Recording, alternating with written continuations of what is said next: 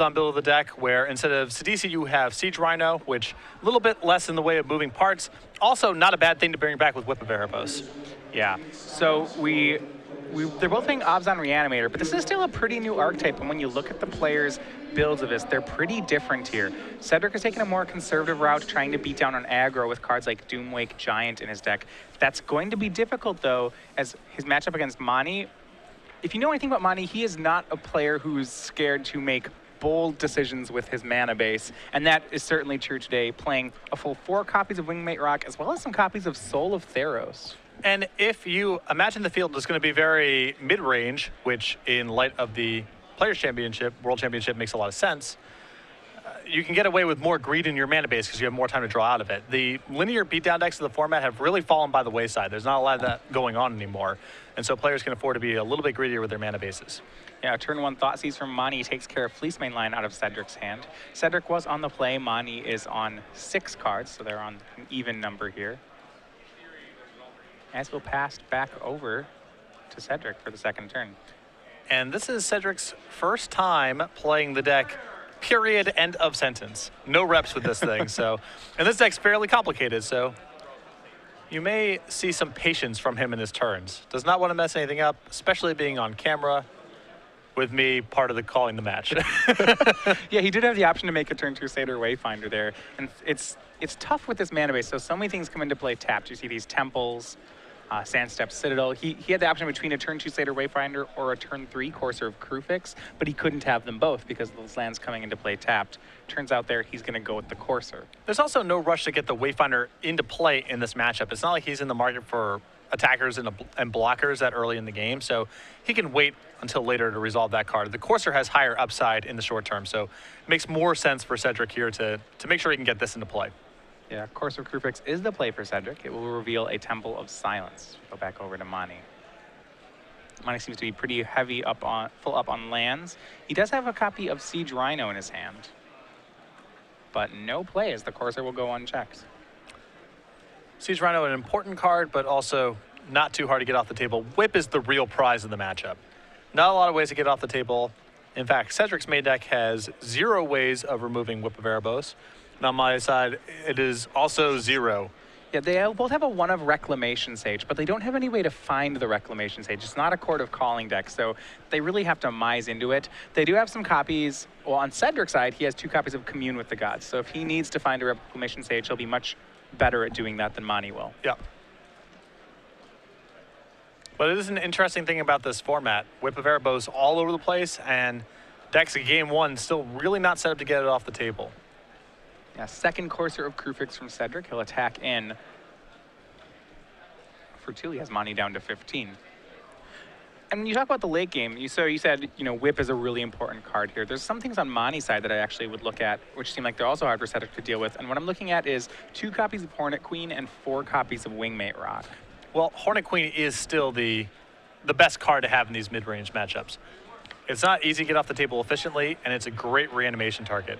Wingmate Rock, not quite as good as Hornet Queen, but much of the same. Really hard to remove it for value and a solid reanimation target. Now, how do you feel about that Cedric's inclusion then of main deck Doomwake Giants? It actually gives him some game, I would think, against Hornet Queen. And you can set up some combos with, casting Doomwake Giant, getting a Courser out of your graveyard, or casting a Whip.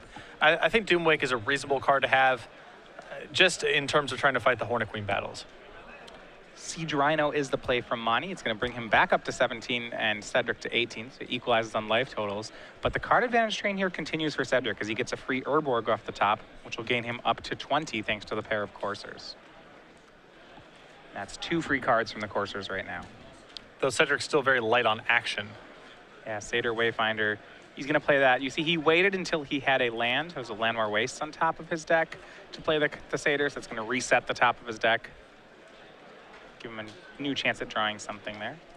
Takes a Plains. And, well, not too much. Sylvan Caryatid is the next card on top.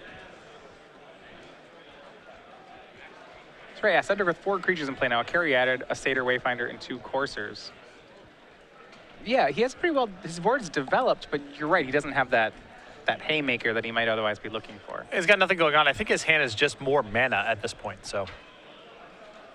Even though he has generated a lot of card advantage, the lands kind of only count if he starts doing something with them. Right, and Monty actually knows the score there. Remember, he had that turn 1 Thoughtseize, and because Cedric played a Courser so early, Monty has fairly good information on what's in Cedric's hand. Siege Rhino will attack, and Monty will cast Reclamation Sage. That's the one of. It takes care of one of Cedric's Courser of Kruvix.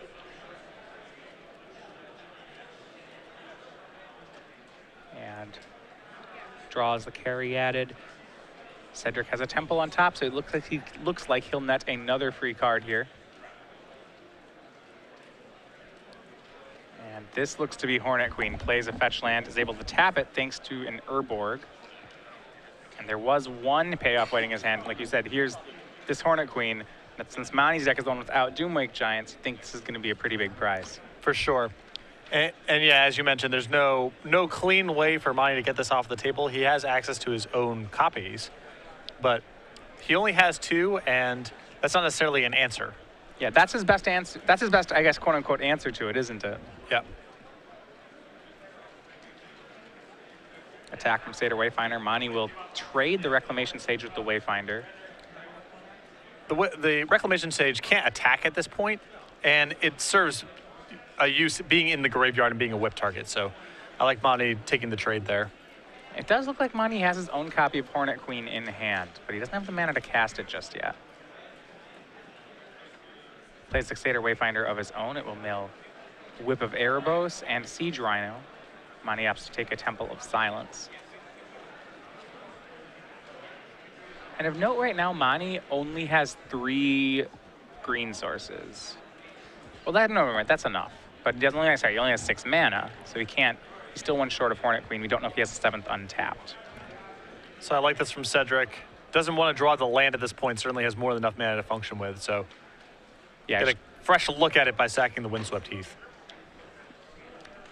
Pays life to do so, but gains it back thanks to Courser of Kruvix, so Cedric will remain at 16 life. Look at Cedric's smooth operations. It's been a while since he's been in the feature match area, but he's still got it. Right now, not too much action in his hand, but Cedric is ahead on the board thanks to Hornet Queen.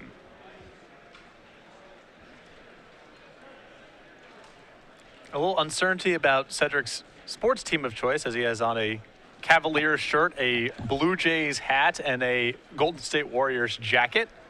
Yeah, those are all right next to each other, right? That makes sense.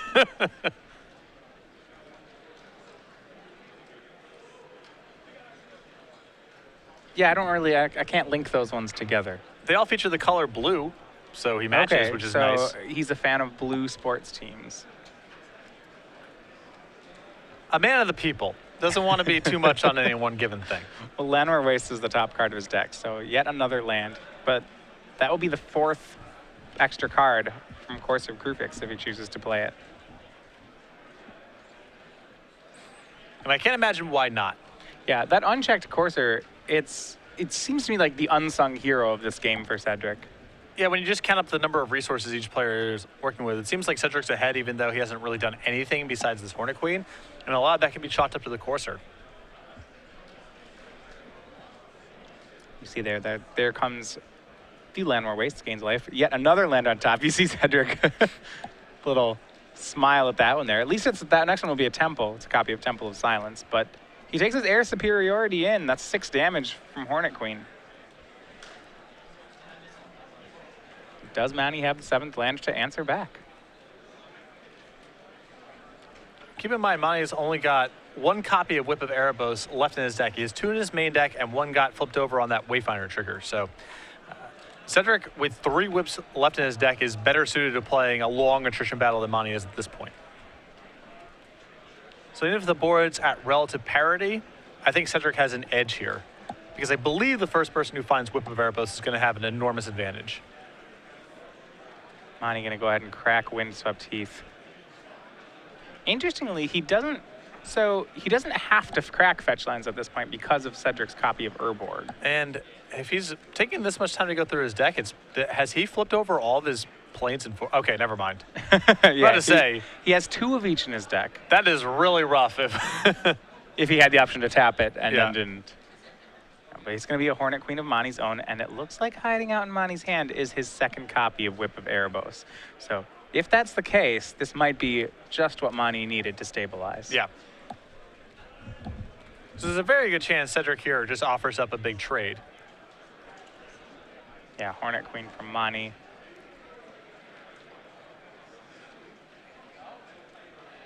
So we'll see what he's going to do here. Well, certainly you think he'll offer up that trade. Another Hornet Queen now waiting on top. Course of Kruvix helping Cedric to slog through all those lands, finally reaches the prize. It does make a trade more attractive.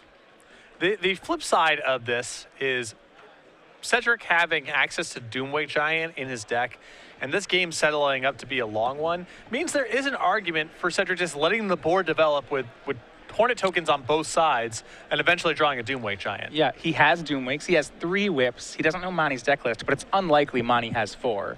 So Cedric has to think he's even or ahead on the number of whips left in the deck. He has Doomwakes. If I'm Cedric, I would think that the late game favors me. So the natural instinct here is just to attack and trade off and whatever. But I do think in Cedric's position, there's an argument for just sitting tight, maybe trying to trade with the Rhino with one of your tokens, or more likely Mani just says go in the event that he can't get your Hornet Queens off the table, and wait for a Doomwake Giant to clean up all the tokens that Mani has. Right. There's some danger in waiting. I think this is what Cedric's going to think about here, is that while he might top deck better than Mani, which is kind of, I think, what you're alluding to, right? Cedric has a better deck right now. Yes. Mani still has cards left in his hand, and Cedric doesn't really know what those are. Those could be, Mani could have a whip in his hand, Mani could have a Soul of Theros in his hand. There's a lot of cards here that make trading more attractive. So a card like Thoughtseize would actually be a nice draw for Cedric right now, so that he could maybe be more informed about this decision. Yep. And it looks like Cedric is just going to hold tight here for a moment and not attack. Which I think ultimately is the play I would have made as well. I think that if I'm in Cedric's seat, I feel like I'm probably drawing better than Mani. And especially because Doomwake Giants are in the deck, there's a big incentive to just hold tight, don't attack, let the board build up, and then clean up everything on Mani's side, or at least a lot of Mani's action. Sure. And it looks like you're absolutely right. That's what it looks like what he's going to go for.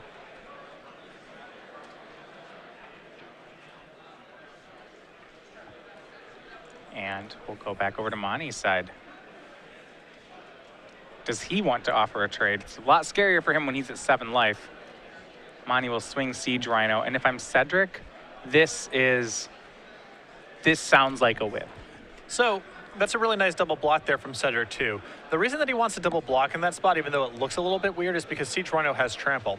So if he says blocks with just 1 token or just the Hornet Queen, and Mani has a removal spell for the blocker, Cedric takes all the damage and the Siege Rhino doesn't go anywhere. So Cedric's giving up a little bit there by blocking with the second creature, but ensuring that he actually gets the Siege Rhino off the table.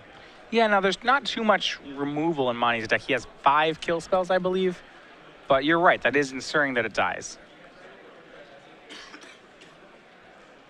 Go back over to Cedric's side. And he did have a lot of extra life to work with as he makes his second Hornet Queen. It's not like that extra creature really mattered. I'm sure Cedric would like to keep it, but given the way the game's shaping up, Cedric's life total is, I mean, it's high, but he definitely doesn't want to take 4 there for no reason. Right. Draw from Mani was Wingmate Rock. Looks like Mani has a copy of Llanowar Wastes, Murderous Cut, and Wingmate Rock, so he may not have had that Whip of Erebos. Top card for Cedric is a Hero's Downfall. Mani's going to swing Hornet Queen, Cedric takes it, and then here comes Wingmate Rock, bringing another 3/4 with it. And Cedric is loath to put the Hornet Queen in the graveyard there. He wants that to stay in play as much as possible because he doesn't want Mani to whip that back. So, again, I really like the patience that Cedric's showing here. Yeah, Mani's down to 4. There is a threat here with Wingmate Rock, which is that if Mani gets to attack next turn, Wingmate Rock will actually gain him a lot of life with that Swarm of Hornets. Well, Cedric's picking up a downfall this turn, so he always has the option of getting out of that if he so chooses. But the Wingmate Rock in play is a bit dangerous. I suspect Cedric will kill it straight away for the reasons that you mentioned. And it was only a matter of time before Cedric started drawing gas, Right. He was drawing so much mana off of his draw steps and coursers, and now he's found some high impact draws over the last couple turns. And that really, to me, just shows Courser seems like such an important card in this matchup. Both decks play so few removal spells that Courser, it netted Cedric 4 cards here. That's, well, not only just 4 cards, he also got to strategically crack fetch lands. So you could argue that it was worth 5 cards here. And then in a situation where Cedric's draw was not very good initially, I mean, he needed the extra help here. Draw for turn is Hero's Downfall. You see the next top card. It's Satyr Wayfinder. And Cedric's here pausing before he draws because he still has a Windswept Heath available. So if he wanted a different draw than the Hero's Downfall, he has that option. I think Downfall is a good card to draw here because of the Wingmate Rock. But he does have the option of doing something else. Temple Silence from Cedric. Pretty big upgrade there. He's going to scry that Satyr Wayfinder to the bottom, and Murderous Cut is the new top card. Certainly an improvement. Yeah, and just the removal spells here are great in helping Cedric finish off this game. Hero's Downfall on Wingmate Rock.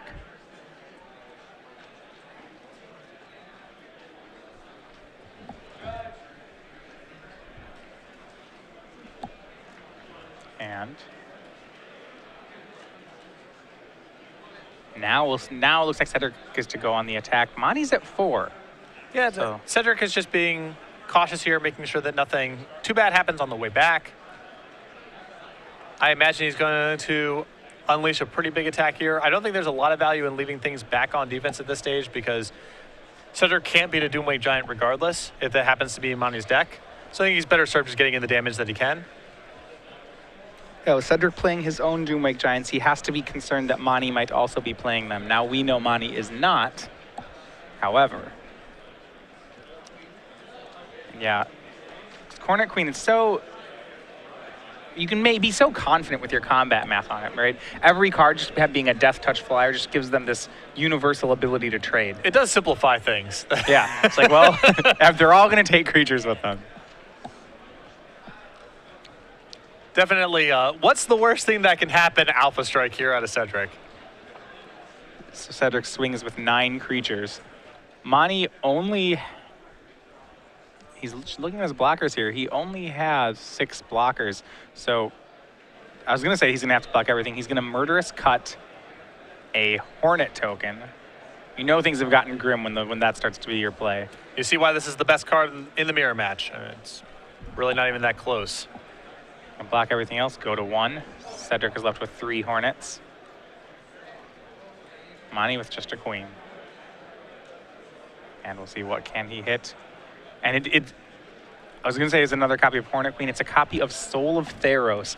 Now this card, if you played M15, certainly one of the all-stars of M15 Limited, if not the best, but never really made a splash in Constructed. Monty's choosing not to show that card, and he's going to wait for next game. This is a really important card because Soul of Theros is for winning Hornet Queen mirror matches. I saw this for the first time in Atlanta last week, where First Strike and +2/+2 really prevents Hornets from being able to be effective blockers. It's a pretty big, powerful creature on its own right, and there's going to be some games against random decks where this goes unchecked and you just win. But this is primarily about fighting Hornet Queen, because +2/+2 and First Strike means that 1/1 Death Touchers are no longer effective blockers.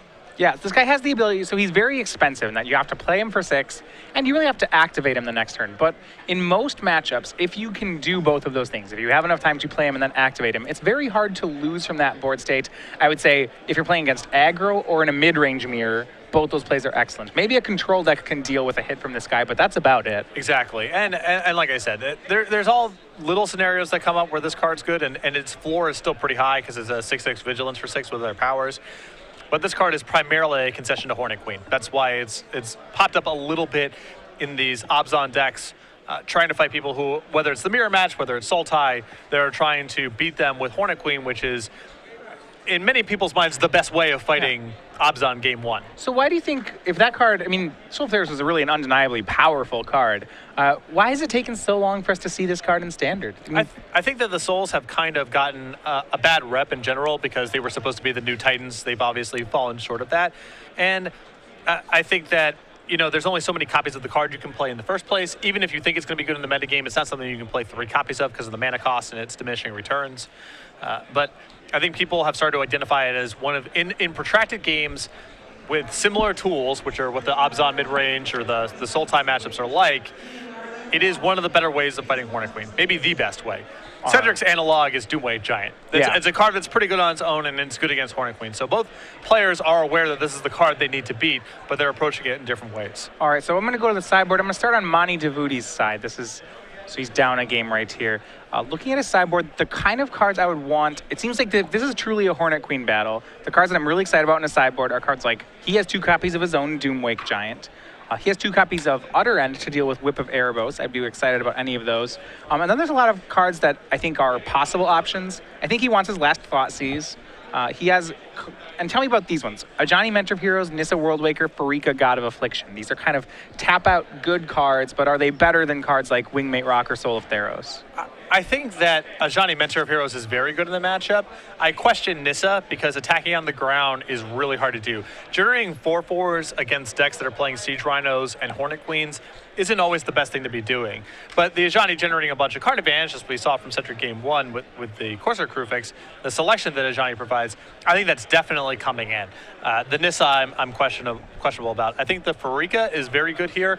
It's another source of death touch. In this matchup, the board builds up, so you do achieve devotion.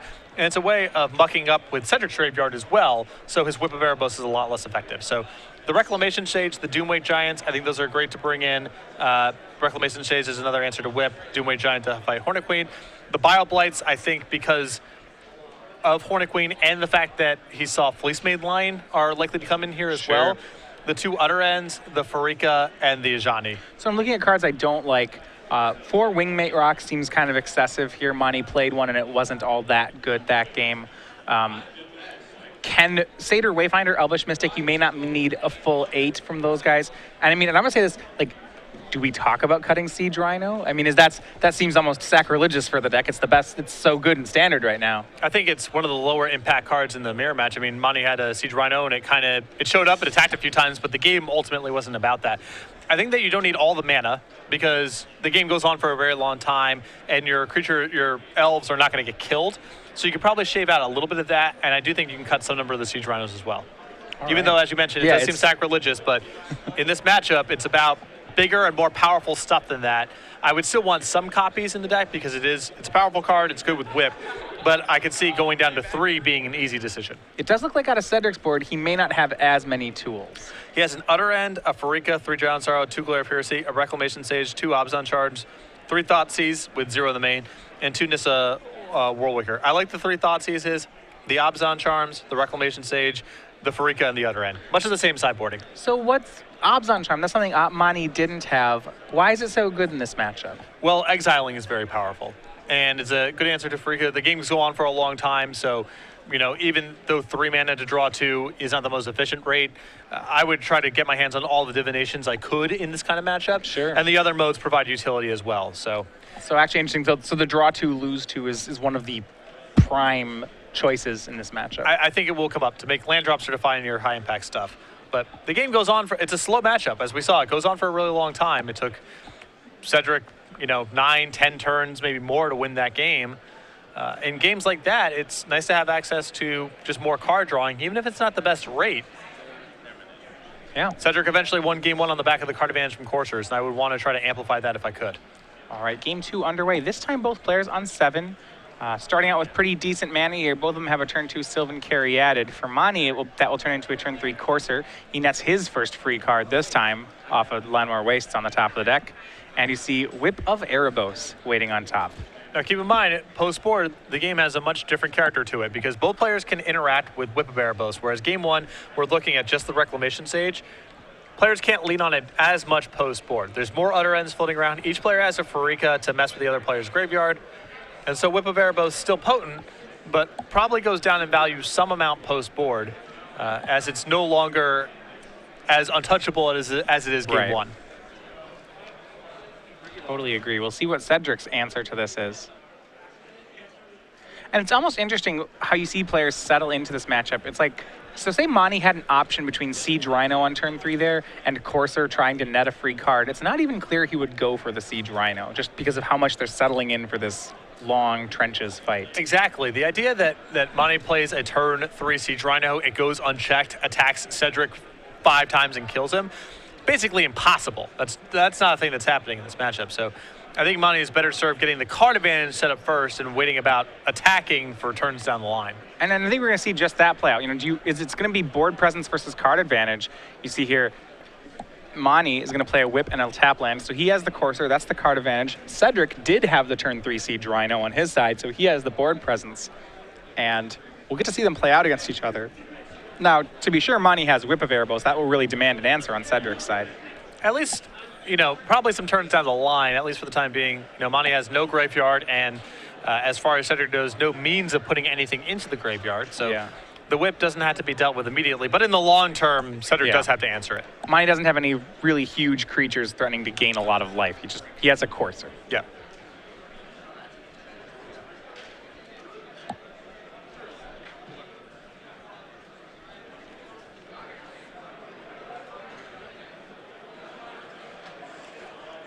And going over to Cedric's side, swings in with the Siege Rhino. Monty go to 15, and now Cedric's gonna have some card advantage of his own. He has a Courser again. He nets his first free card. That's Wooded Foothills, revealing an Obzon Charm. Good turn here for Cedric, and now he has both a board and at least for the time being, a commiserate source of card advantage, though Monty's Reclamation Sage that he's drawing next turn might mess that up. And that'll be interesting to see how Monty plays Reclamation Sage. There's a lot of advantage to just casting it and getting a target for it. At the same time, if Monty doesn't care as much about the Courser, he could save it for a card like Whip. It's a question of, is the matchup about these sort of tempo plays, like Reclamation Sage on the Courser, or does that Reclamation Sage just have to be saved for Whip of Erebos or something else that's higher impact? Yeah, just how important, right? How much is this about Whip? And this will be really interesting. So Cedric cracked his fetch land, got a force, and the top card is Whip of Erebos. So now Monty has a real decision on how to play that Reclamation Sage. Waiting in the wings as a Siege Rhino for Monty. And I think one of the things I really like about these mid-range mirrors is when both players have a Courser, how much of like this chess match it becomes, because both players are more or less playing with perfect information the whole time. Yep. So it's not... Yeah, it's a little more chessy, and right? There's not hidden information. You both get to see what's going on. Exactly. The last time I can remember things like this occurring, I guess Wandering Eye in Mercadian Mask Limited, both players played with their hands revealed. You had sort of the same chess, like, we have all the information right now. And in some very long Courser mirror matches, the same thing can happen, where both players know each other's hand the whole game. Isn't Zer's weirding? Doesn't that do it to both players? Yeah, but Zer's weirding is only showing up. Zer's weirding is only showing up if you're locking someone. So no one plays that card fairly. No one's ever just put a Zer's weirding into play and seed what happens. That's not how that card works. I know it sounds crazy. That's the kind of card I've actually put in decks before. Oh, I have too. Yeah. That's my kind of. This might be where our tastes overlap. Is Zer's weirding? Yeah. It was part of, if you played Enduring Ideal, it was one of the pieces you could get to eventually make your opponent just miserable. I like just casting it. Just casting it. I can appreciate that. Not even comboing with it. Just be like, no, this is just, I'm going to just cast it, and we're going to both not draw anything. I'll have more life points. I'll play some life gain. Have a Zern Orb in play, whatever, All right, back over on the Monty's side. He did crack a fetch land. Well, he's going to cast a Siege Rhino here. Yeah, that's just a big life swing here, doing this through the whip. So this is going to be a drain for 3, and then probably a drain for 4, as I imagine Cedric's not going to be blocking the Siege Rhino. Yeah, sorry, the Siege Rhino, not cast, whipped out of the graveyard. And you can see now why the game really isn't about getting out onto the board first. Is Cedric kind of had the initial aggression, the initial tempo, and one Whip of Erebos turn undid all of that. Oh yeah, Monty's now up to 25. I mean, whipping a Siege Rhino is a 7-point, is a 10-point life swing. So yeah, Monty goes up to 25, Cedric down to 16, and it doesn't even seem like Monty has to care about Cedric's creatures right now. They don't seem to, they aren't gonna race.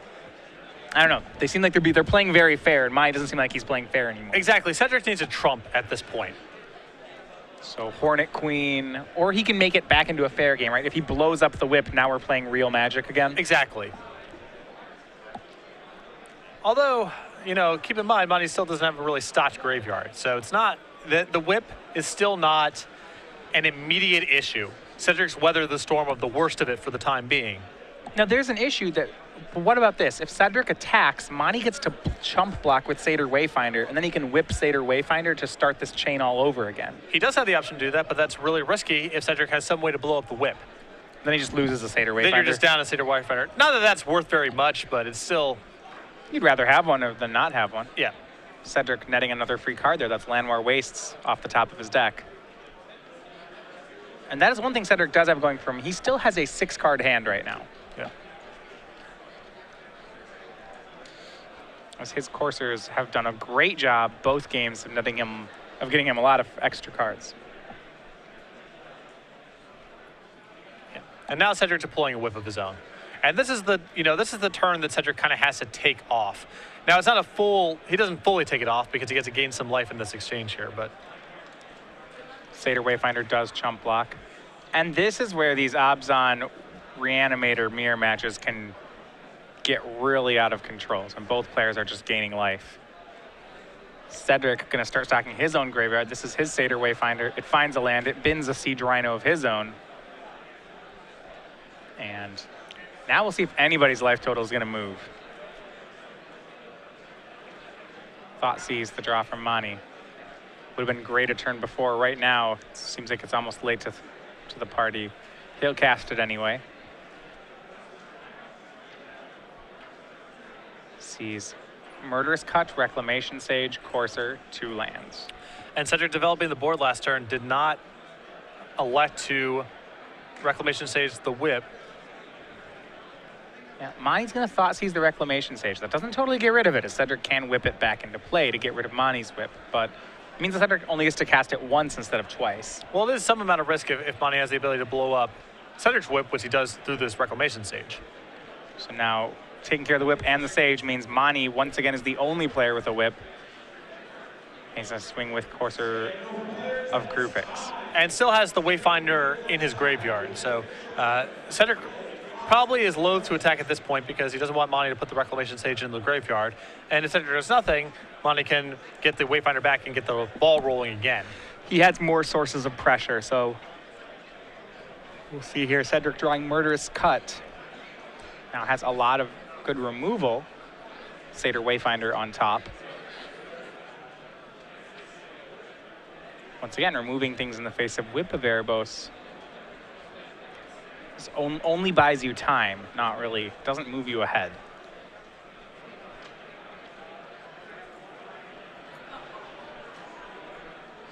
See right now, Mani looking in a strong position. Will he be able to take it into 3 games?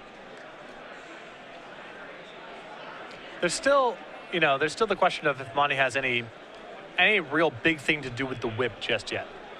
Yeah, I do believe Mani has a Hornet Queen in his hand. And if that's the case, if that's able to get into play, then that certainly qualifies. Yeah, he has 7 mana if you count that Sylvan Carry added. Cedric's going to try to do some damage in the face of that Whip of Erebos. Swinging with Courser of Krufix, Siege Rhino, and Satyr Wayfinder. Mani more than happy to trade off that Reclamation Sage. That means he can get it again with Whip of Erebos when he needs it. And this might have been one of those, well, I'm not blocking, so I'm attacking sort of attacks from Cedric. It's not doing a lot, but it's greater than nothing, which is what saying go would do. Draws Siege Rhino for Mani. Elvish Mystic on top. Was wondering if he had left those in. Courser swings for Mani. Cedric blocks with Courser, but that will net Mani 2 life. And as prescribed, it's now Hornet Queen for Zap Gaze. Be 4 Hornet tokens. And this Hornet plus Whip, this can be the cincher in these matchups. Yep. I mean, Cedric still has access to his Doomweight Giants, but he just has to blow up the Whip at this point, right? Yeah, pretty much. And the Hornets. I mean, he needs to answer both. Yeah, he has a lot of life points to work with. You see 23 there. So the Hornets aren't going to kill him that quickly. They will gain Mani a ton of life. So even if Cedric does stabilize and deal with Mani's board, he's then going to have a pretty long slog through all these life points. Yeah. If he's too far behind on life when he stabilizes, he won't really be able to effectively deal damage. Landmore Wastes on top of the deck. Cedric draws that. Next card is Cedric's own Hornet Queen. We saw a duel of Hornet Queens last game. This one's a little bit different. Mani's not playing fair in the dueling Hornet Queens. Exactly. He has lifelink and the ability to get back the Hornet Queen if it ever dies. So he has total control over the damage race. Right, if Cedric swings, Mani will probably opt to not block and race back. If Mani swings, Cedric will be forced to block, and then Mani can whip it back. So there's not... Cedric is behind both ways.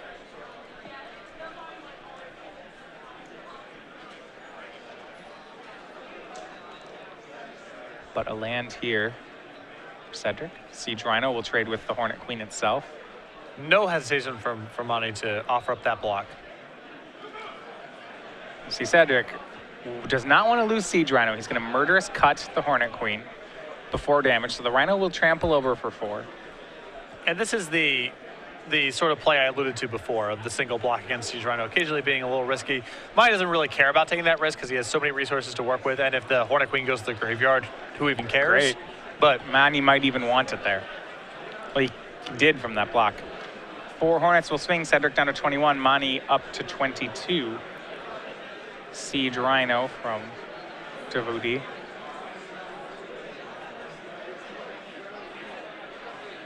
And Elvish Mystic.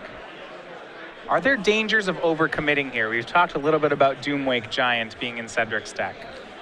well, the Elvish Mystic is sort of... It's not like that's worth very much to follow up with an Elvish Mystic after the fact, so I don't mind casting it. Speaking of Doomwake Giant, there is one on top for Cedric. And you saw a little nod of the head there from Cedric. Plays his own Hornet Queen. And now things might get interesting. We'll see whether or not Mani actually wants to whip back his own Hornet Queen into that Doomwake Giant. He's got to wait until he has a removal spell for the Doomwake to make that happen. Now with Utter End on top, what he can do is...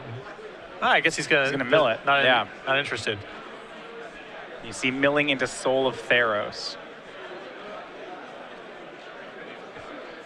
Now, Soul of Theros activates for 6. So Yeah. if Mani waits until he has 10 mana, he can whip back Hornet Queen and leave up Soul of Theros. And he's only a mana short right now, although that's likely to change because the Doomwake Giant's going to take care of the Elvish Mystic.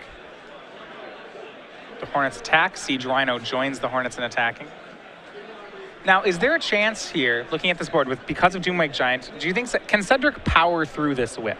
You know, kill all of Mani's things twice, kill once, then kill them all twice, and then start dealing damage. He can, but Mani gains so much life, and it's basically like Mani gets 2 draw steps a turn, one of which is guaranteed to be very good as long as Whip of Erebos is in play. So it is possible, but unlikely. Both players, I would think if you're Cedric, a tough play here would be you have to be cognizant of the round clock. You know, do I want to try to win this game? Do I want to try to win game 3? Do I want to try to just see if I can get this game to go to time? I think that Cedric's got enough of a chance to win this game, even though he's a little bit behind, that he should continue to play. Okay. Do you think it's more likely that he wins this or that he just stalls it out if this happens? You know, like, not intentionally stalling it. What I mean is, these games can really go long. I think the most likely scenario of this game, if I had to pick one, is Cedric loses inside of time. Okay. But I think there's enough possibility of the game being a draw. I think there's enough possibility that Cedric just wins that he should continue to play.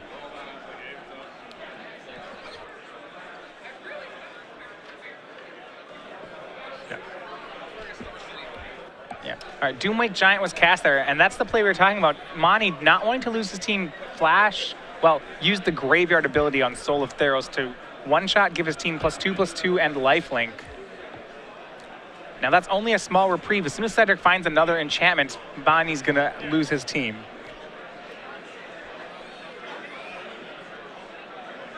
Well, he knows the top card is a Hornet Queen, so there's at least a 1-turn reprieve, and Mani just going to take care of it with Murderous Cut anyway. Yeah, and you see Mani now with his own Doomwake Giant as the draw. That's going to be a beating for him. Doomwake Giant now taking care of Cedric's Hornets. Yeah, and now the writing's on the wall with that Murderous Cut Yeah. and that activation of the soul that Cedric's dead, and he lets that game go, which I like a lot. He had a really good play in his own Doomwake when Mani had the answer to it. I think, yeah, it's the right time to pack it in. Cedric wants to get a third game off as Mani has evened things up. Yep. Before the removal spell on the Doomweight Giant, there was enough hope that Cedric could keep playing there. But once that happens and the Doomwake's being drawn and there's another Doomwake on top, the writing's on the wall, let that game go and give yourself enough time to try to win a third game. Because neither one of these players wants to start off this tournament with a draw. Yeah. It's a long tournament, and also, the draw bracket's going to be a lot of this mirror match. And if you weren't able to finish it the first time, you're going to be playing against someone else who wasn't able to finish it the first time.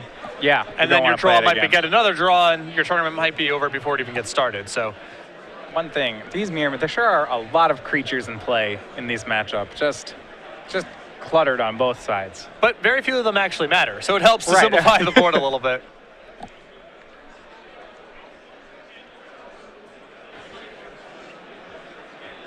And a pretty interesting back and forth there.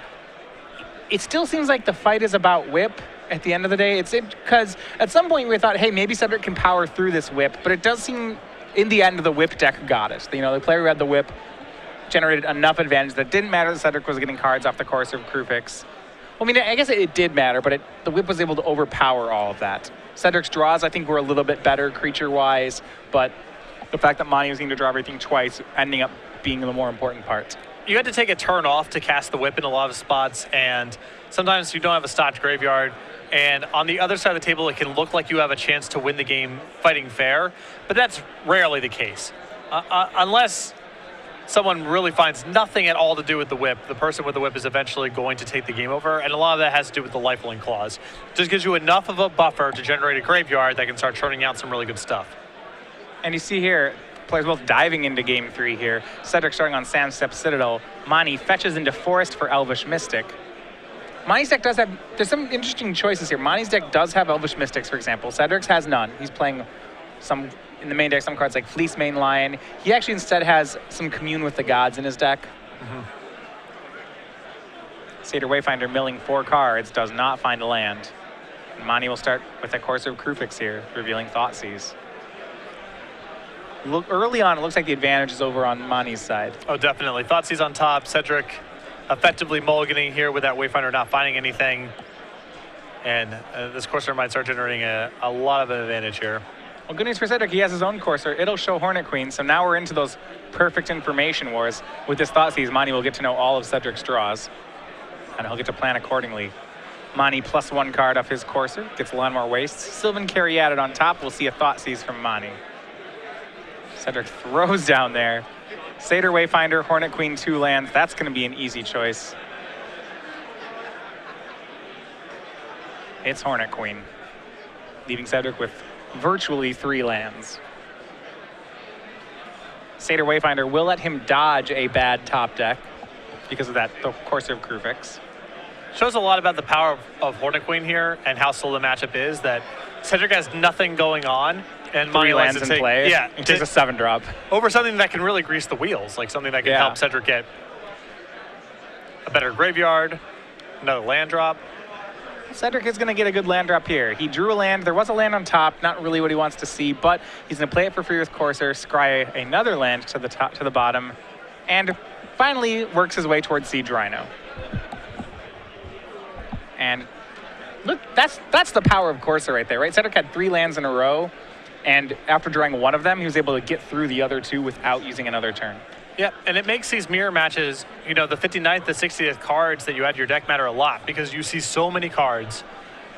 I like that in Cedric's build, especially with those 2 Commune with the Gods too. Yeah. The 1 Reclamation Sage, the 1 Soul of Innistrad. These are not just incidental one-ups. Yeah. Cedric's going to see these in a good portion of his games. Cedric playing a 1 of a Soul of Innistrad, which is the Black Soul. But speaking of souls, Mani has Soul of Theros hanging out on top of his deck. And right now, if you want to talk about playing a fair game, if Mani just taps out for Soul next turn and Cedric doesn't kill it, which he can't right now, you'll get to see what happens when someone gets to activate Soul of Theros, and that guy ends the game in a hurry. More importantly, you get to see that Hornet Queen, which is considered to be the best tool that you can have in the mirror match and for fighting this sort of deck, doesn't work anymore. Right. They can't block effectively. That's a big deal. Siege Rhino for Cedric, and there's some bad writing here for him. The next card on top of his deck is Sylvan Caryatid. So he knows Mani has enough mana to cast Soul. He knows Mani's going to get a turn to activate Soul. Cedric has some difficulties here. Oh, for sure. And Cedric was in the booth with me last week where he got to see what Soul of Theros does to a Hornet Queen. And Mani draws Soul of Theros. Windswept Heath is going to be another free card for him. And Mani may just have all lands in Soul of Theros here. But that's just fine. Yeah. Fetching away that Thoughtseize. Pretty keen there. Mani doesn't really need the Thoughtseize anymore. He knows Cedric's hand, and there's not much to fear in it. I think that at this point, Mani wants to draw high-impact threats or removal spells. That's what the situation calls for. So, Yeah. If he knew Cedric had a kill spell waiting in his hand, Mani would probably want the Thoughtseize. yeah. But he actually knows from his previous Thoughtseize that Cedric doesn't. So he'll cast Soul of Theros. Doesn't even see his top card yet. But he knows Cedric's... Well, he kind of knows Cedric's top card. Cedric will probably crack this fetch land here to try to get an answer for Soul. A great top of deck for Mani. He's going to get an Utter End next turn. Can Cedric find a removal spell? He needs one soon. Yep. Fetches into a basic plains. Because it's a lot of damage. Soul of Theros is a lot of... Yes, it is a lot of damage. It does not waste time in winning games. Like I said, widely considered in M15 the best rare to open, and because of what it does on creature mirrors, just wrecks them. Although Cedric there did get the miracle draw there, found an Utter End. Yeah, and that is the miracle draw. It's not just a hero's downfall. This guy, Utter End, exiles the Soul. And he's going to exile that before Mani ever gets a chance to do something. I would think. Yeah, and Cedric just churning through his deck right now. Really shows the power of Courser and Scry. They're not blue card drawers. It's not traditional card advantage, but he is getting a lot of selection here. Doesn't want anything to do with that Soul of Theros. Swings in with Siege Rhino. And now you got to start looking at Mani's life total. He is at 9. He draws Utter End. His hand is 3 lands. Plays a Landmore Wastes off the top. Goes to 10. His next draw will be Murderous Cut, so he does have an answer for Siege Rhino. He also has that Utter End in hand, so 2 kill spells, but no pressure. So you see the clock ticking closer to time in the round. Cedric draws Doomwake Giant. And just as a vanilla 4/6, Doomwake is probably good enough for Cedric. It's just hard to imagine it carrying the day. It's still probably worth casting at this point, but the beatdowns so rarely are what these games are about. Yeah. If Cedric is going to end this game in time, though, the beatdowns might be that might be his line. That is true, yes. Swing with Siege Rhino. Mani will Utter End it. That guy's exiled. And now we see Doomwake, Satyr Wayfinder hanging in Cedric's hand. He has a 3rd card. I believe it's a Landmore Wastes.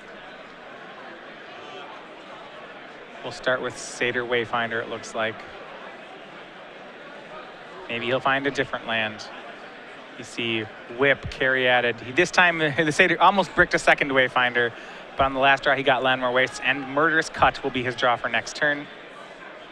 Play the land he found. That will put him up to 27. And does not cast the Doomwake Giant. Well, he would be casting it just in the face of a removal spell, and there's nothing, there's nothing else on Cedric's board that warrants a removal spell, so it's very easy for Mani just to kill it straight away. I think that Cedric would rather save it as either an insurance policy against Hornet Queen, or in a scenario where he can chain together multiple enchantments and make some real inroads into Mani's board. But there's not a lot to be gained by just firing it off there in that spot. Cedric draws Murderous Cut. Murderous Cut's on top. Some danger here. Mani's going to draw Whip of Erebos next turn. You see Cedric check Mani's graveyard. It actually has no creatures in it right now. So it's not a threat yet, but it looks like it can get there. Now, if you're Mani, I don't believe... Mani can't win this in time anymore, I don't think. I would be surprised, but Cedric at 27. Cedric's going to scry away that Murderous Cut. He needs a threat. It's going to be Temple of Silence. That does not help, but that was his land for the turn, so he's going to have to draw the Temple.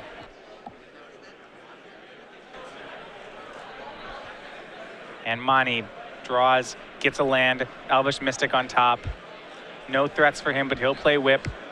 Mani's at 11. His creatures have lifelink. Can Cedric win? He'll need a Hornet Queen. Courser swings. Cedric can kill it if he blocks with everybody. And Cedric always has the out of using his own removal spell in response to a removal spell if Mani tries to blow up a triple block here. Yeah, and I think he'll do it. Mani will murderous cut the one of the cards. Looks like it's going to be the Wayfinder. And this is the sequence that I was just describing. Yes. Mani pulled the trigger on a removal spell here to try to blow up this block, and then Cedric has the out of using his own removal spell to clear everything up. Mani was killing the Courser, pointing to the Wayfinder there. He was ordering blockers. So yeah, both Coursers died of murderous cuts. Now the top of the decks are not known as we go into extra turns. And now, Cedric still has some, I guess, extremely slim chance of being able to generate a win here. Yeah, he's got a Temple as his first draw.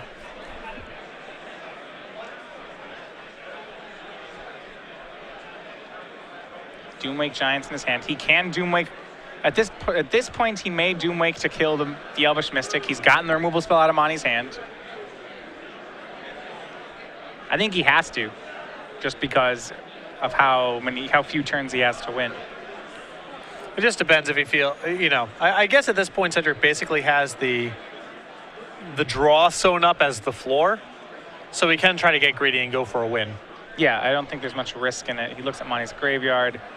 Scryed another Temple of Silence to the bottom. His last card is Doomwake Giant. Mani's hand, I believe, all lands at this point. Yeah. But he does have that Whip of Erebos in play.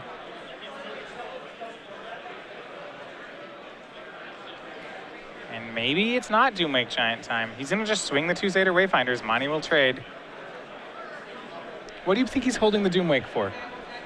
I'm guessing for Hornet Queen. Okay. Mani draws for turn. He's going to whip back that Courser. Gets to look at his top card, maybe net a land. Doesn't, but it's Siege Rhino. That's not good for Cedric. Sandstep Citadel now out of Mani's hand. He'll gain a life. And with Siege Rhino on top, sometimes in these situations one player is dead but not dead. And this game still pretty even. It's hard to say who's going to win it. Turn 3 goes back to Cedric. I think if it played out to its natural conclusion, I think Cedric would be slightly disadvantaged, but not in an insurmountable way. I mean, give me a draw of Utter End from Cedric, and now he's advantaged. Exactly. So we're not talking about very much that has to happen here. He'll pass back. Turn 4 from Mani. His last draw of the match is Siege Rhino. Steals 3 life.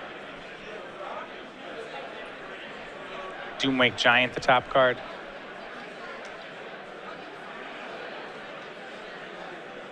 And lands from Cedric. So that'll be it. That'll be a draw between the two. Welcome back, Cedric. A little round 1 draw. Siege Rhino, everybody. Yep. Settling for a long one. So not that much of a surprise. The Obsod Reanimator matchup ends in a draw round 1. Yeah. And it will be a bit of an uphill climb for both of them. Neither of them can be particularly excited about getting into the straw bracket in round 1. Like you said, there's going to be a lot of Obzon Reanimator or Sidisi or the Sultai Reanimator decks. Yeah, here. you're going to be playing against a lot more Whip of Erebos, most likely. Although, for Cedric at least, it's good for him to get some reps in that round. He's touching the deck for the first time. There were some instances where, what land drop does he want to make for the turn? Took him a little while to figure out.